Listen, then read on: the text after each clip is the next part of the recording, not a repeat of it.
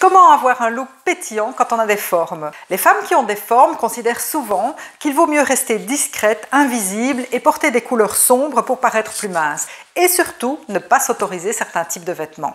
Alors, comment avoir un look pétillant quand on a des formes? Éclairage dans cette vidéo où je vous donne 3 clés simples, précises, concrètes. Bienvenue sur cette chaîne Allure et Communication, le meilleur endroit pour parler style, tendance, code vestimentaire pour vous aider à être bien dans vos vêtements. Et d'ailleurs, j'en profite, si tu n'es pas encore abonné, je te conseille de cliquer ici. Merci. Hello tout le monde, c'est Jo, j'espère que vous allez bien, je suis ravie d'être avec vous aujourd'hui. Comme vous le savez, depuis plusieurs années, j'accompagne les femmes et les hommes à travers toutes les étapes de leur mise en valeur personnelle et professionnelle. Alors pour avoir un look pétillant quand on a des formes, il faut être attentive à ces 3 points. La première chose, c'est le choix des couleurs. Alors les couleurs sont super importantes parce qu'elles vont venir exprimer votre humeur et vos émotions. On a vraiment besoin de l'énergie des couleurs. Le fait d'associer certaines couleurs sur la silhouette viendra donner une allure très audacieuse, très pétillante, très colorée. Et donc ça c'est super. La seule chose qu'il faut savoir, c'est que les couleurs vives et lumineuses vont donner du volume et que les couleurs plutôt mates et sombres vont réduire les volumes. Donc, à vous de choisir en fonction de la morphologie de votre silhouette, évidemment. Il faut être attentif aussi au fait qu'il vaut mieux avoir un prolongement de couleurs entre le haut et le bas de la silhouette, autrement dit la même gamme colorée, pour éviter une cassure horizontale qui viendrait attirer le regard sur la zone du ventre ou des hanches. Alors le deuxième point, ce sont les imprimés.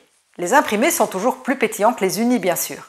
Il faut simplement être vigilant à ceci, c'est que les grands imprimés auront tendance à donner de la largeur au niveau de la silhouette. Et à l'inverse, les petits imprimés auront tendance à réduire plutôt la silhouette. Donc vraiment, le choix des imprimés dépend très fort de la morphologie de votre silhouette.